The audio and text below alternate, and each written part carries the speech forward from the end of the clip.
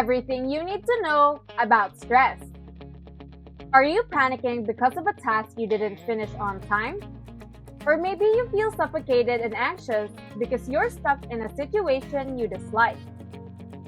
When we are having a hard time being in control of certain aspects of our life, it is a clear sign that we are under stress.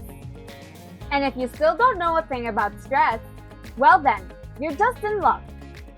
Hey, and welcome to Health Shadow. Today, we are going to talk about everything that you need to know about stress. Make sure you leave a thumbs up, subscribe, and hit the notification bell so you don't miss out on any upcoming videos. Now, let's jump right into it. First, we need to know what exactly is this thing we refer to as stress. Stress, by definition, is a certain situation that acts as a trigger to activate a biological response. The moment we are stuck in a difficult situation, or what we may consider as a threat, our body will then emit chemicals and hormones that will travel through the pathways in our bodies. Ever heard of a fight or flight response? Maybe you've already experienced this.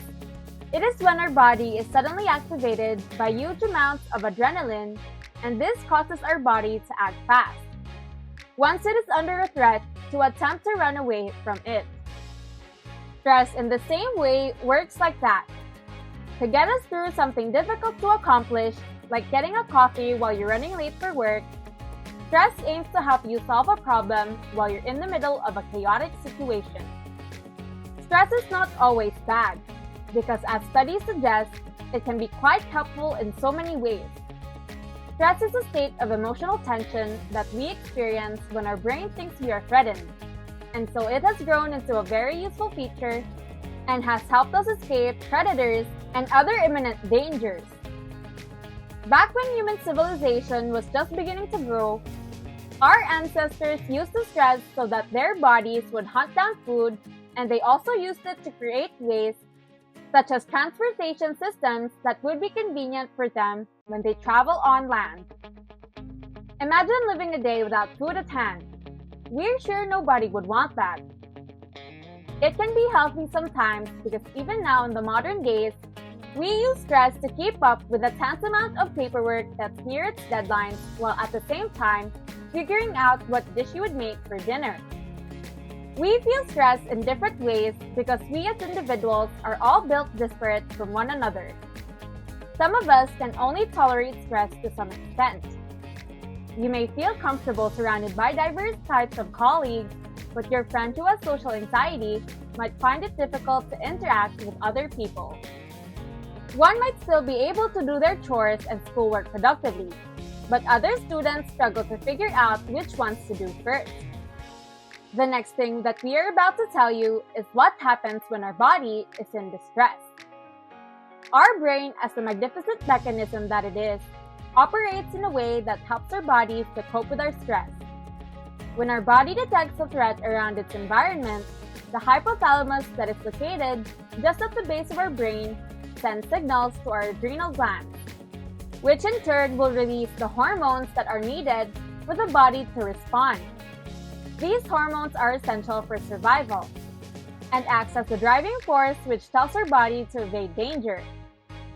We watch movies all the time. One particular scene is when the commoner is confronted in the street by a thief. And what does the person normally do? They try to run as fast as they can to get away. Ever wonder why? Some people may have experienced this, and it is what we call an adrenaline rush. One type of hormone is what is commonly known as adrenaline. It works to increase your breathing rate, increase your heartbeat, helps the muscle to take use of the glucose easier, contracts the blood vessels so that the blood directly goes to the muscles, helps stimulate perspiration, and inhibits insulin production. So whenever you're in a state that is called an adrenaline rush, your body moves so fast that you're not even aware of what you're doing. Another type of hormone that our adrenal gland produces is called cortisol. Cortisol has several significant parts in preparing our bodies for dangerous circumstances. For one, cortisol acts on our immune system at a level that helps us prepare for injuries. That is why we hardly notice the cuts on random places in our arms and legs when we are working under pressure. It also makes us hyper-attentive to our surroundings when we sense a threat nearby. It can control your appetite if you're worried about something. That is why people tend to forget to eat, and some also tend to eat a lot when they are in distress. It's best to consult a doctor in case that happens. And like adrenaline, it increases our blood pressure, which makes our blood circulate directly to our muscles. The thing about stress is that it's not supposed to last for a long time. It should only be temporary. But in some cases, there are types of stress that never seem to subside, and those can be strenuous to the body, both physically and mentally. There are two main types of stress that we experience occasionally. The first one is called acute stress. This is short-term stress that disappears quickly. You feel it when you encounter mundane problems, such as deciding whether you will attend a party or not, as well as trying to maneuver a car or wondering how you lost a box of pens in one day. It helps you deal with dangerous situations. It also happens when you do something new or exciting.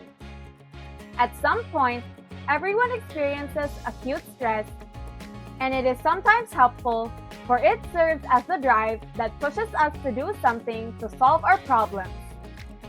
Another type of stress that is considered a red flag is what we call chronic stress. And if acute stress is beneficial, well, this one is factually not. This is long-lasting stress. If you have money problems, unhappy marriages, or work problems, you can suffer from chronic stress. All kinds of stress that last for weeks or months are considered chronic stress. And the worst part of it is that you can get used to chronic stress so much that you don't realize it's a problem. The more you dwell over a problem, the more it becomes a part of your daily life. And it may even get worse if you don't pull yourself together or if you don't ask for help.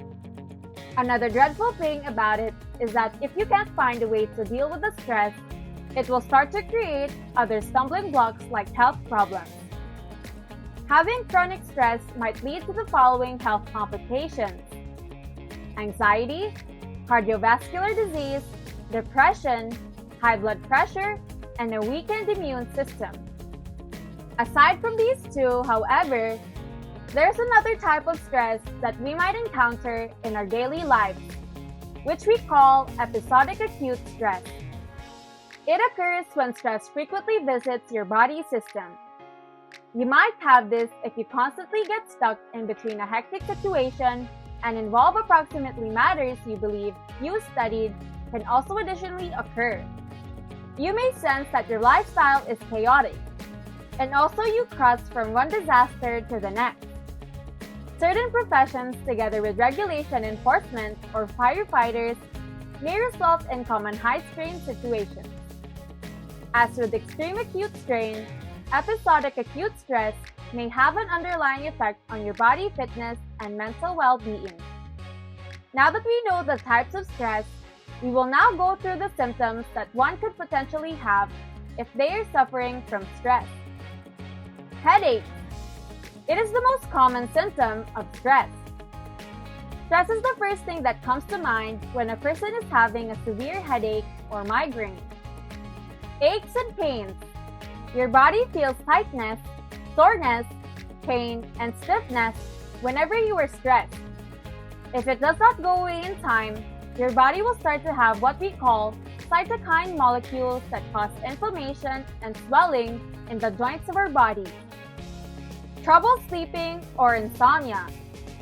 As expected, if you have constant thoughts regarding your problems, you will find it harder to fall asleep. Cortisol has a significant effect on our body when this happens, because it causes us to feel anxious and stressed out. Digestive problems. When you experience stress, it ruins your appetite.